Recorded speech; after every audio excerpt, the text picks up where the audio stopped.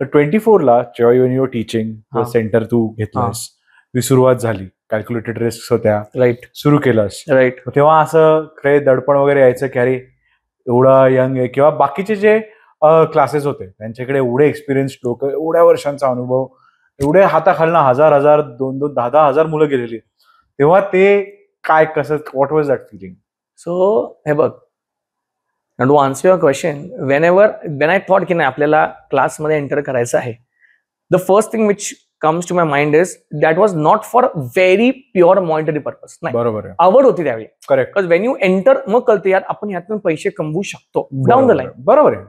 पण जेव्हा शिकवायचो तेव्हा काय नॉर्मल एक क्लास फळा, काय जेवढी 3-4 मुलं असतील तेवढी, कारण तेव्हा असं नाही की बाबा मी एवढे पैसे उठू शकतो, बरोबर, ऍड कर हे कर, नाही, काहीच नाही. नॉर्मल 3-4 मुलं होती जी ओळखीची होती, बाबा शिकवू शकतो, तिथं आली.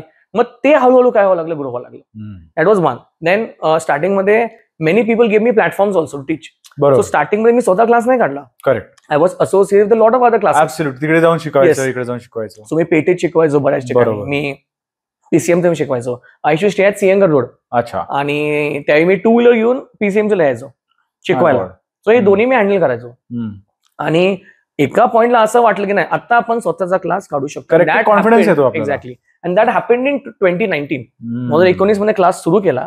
आणि तुला एक गोष्ट सांगतो, तुला कळलीच असेल, कोविड हिट इन 2020. 19 मध्ये फुल जोशनं सुरू केला. जो my birthday on 6th of December. त्यावेळी वी स्टार्टेड. आणि मार्च मध्ये कोविड. आणि immediate in 3-4 months covid hit. Covid is like a game changer. Game changer म्हणजे सगळं सगळं संपलं. So I tell you what happened that time. So जेव्हा मी पेटेड क्लास सुरू केला नवी पेठमध्ये, त्यावेळी सगळं all was going very good. आणि within 2 months I got the grip की नाही बाबा आपण अजून करू शकतो. इमिजिएटली 2 महिन्यामध्ये मी ब्रांच ओपन केली पीसीएमसीला. अच्छा. And that happen, this is happen in December. And Jan किंवा फेब्रुवारी आय स्टार्टेड इन पीसीएमसी. आणि मार्च मध्ये कोविड हिट. सो पहिला 2 मला अजून तो क्षण आठवतोय. मी क्लास घेत होतो and this one girl comes, sir उद्या सुट्टी आहे. काय संबंध, काय सुट्टी? नाही, उद्या ते लॉकडाऊन आहे. आता तो शब्द पहिल्यांदा ऐकला मी, लॉकडाऊन. आणि मला ठीक आहे बाबा असेल काहीतरी, ठीक आहे चल बघू. जेव्हा जेव्हा ते कळायला लागलं ऍक्च्युअली ते काय आहे, मग we were like in a dilemma, करायचं काय? बिकॉज इफ यू सी बरेच धंदे बंद झालेले यार. आणि मेन वॉज एज्युकेशन, कारण कॉलेज बंद. And next, rent was the big factor.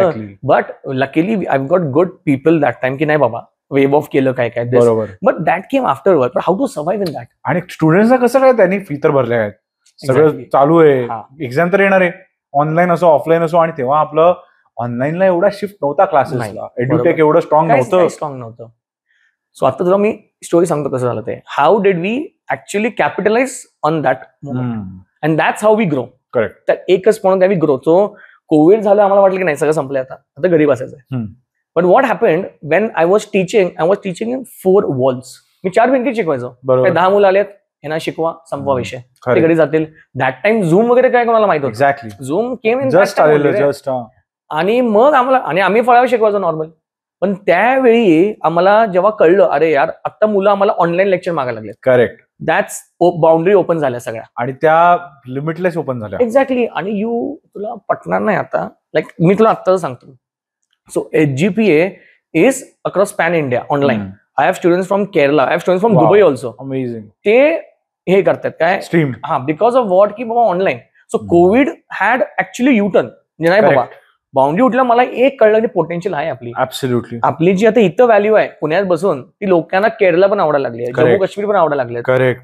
So that happened and actually that came to एक गुण झाला की नाही बाबा it is very good now. बरोबर. And that's we kept the momentum. जेव्हा रिस्ट्रिक्शन्स अपलिफ्ट जेव्हा झाले, पण आम्ही ऑनलाईन सोडलं नाही. बरोबर. We kept online intact. Offline तर आहेच, सुरू होतं, पेरेंट्स येत आहेत, स्टुडंट्स येत आहेत, but online was a big thing.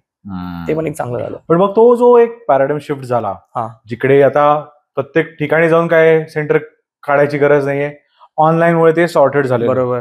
पण मग यावेळेस आपल्यासारख्या लोकांच्या एजन्सी आहे माझी, तुझं टीचिंग मध्ये, बरोबर, कोविडमुळे आपलं काम वाढलं. बरोबर आहे. पण त्याप्रमाणे तुझं जे आता मग शेड्यूल होतं हे तर टॉसवरच गेलं असेल. सो जेव्हा कोविड सुरू झालं, जेव्हा ऑनलाईन क्लासेस सुरू झाले, तेव्हा काय आपण बाहेर थोडी जायचो यार, आपण जे पण आहे ते घरीच सेटअप करा आणि तुला पटणार नाही. So me, my Maugham and Sumedha my wife, me room मधनं बाहेर पण यायचो नाही. कंटिन्युअस लेक्चर चालायचे कंटिन्युअस. म्हणजे घरी असून सुद्धा असे दिवस होते, दिवस म्हणतोय मी, की तिथं मी मॉमशी बोलायचो नाही. अरे हा कुठे आताच आहे असून बाहेरच नाही, कारण दिवसभर lecture. It was as hectic as offline. पण कोविडमध्ये एक गोष्ट आम्हाला खूप रिअलाइज झालेली, की जो आपला ट्रान्सपोर्टेशनचा वेळ जातो, बरोबर, त्यावेळी रिअलाइज झाला ऍक्च्युली वाचलं की अरे यार, आपण किती वेळ वाचू शकतो. आपण जे मगाशी म्हणलो optimum utilization of resources, that was very good during that. Exactly. एक एक पॉईंट महत्वाचा होता.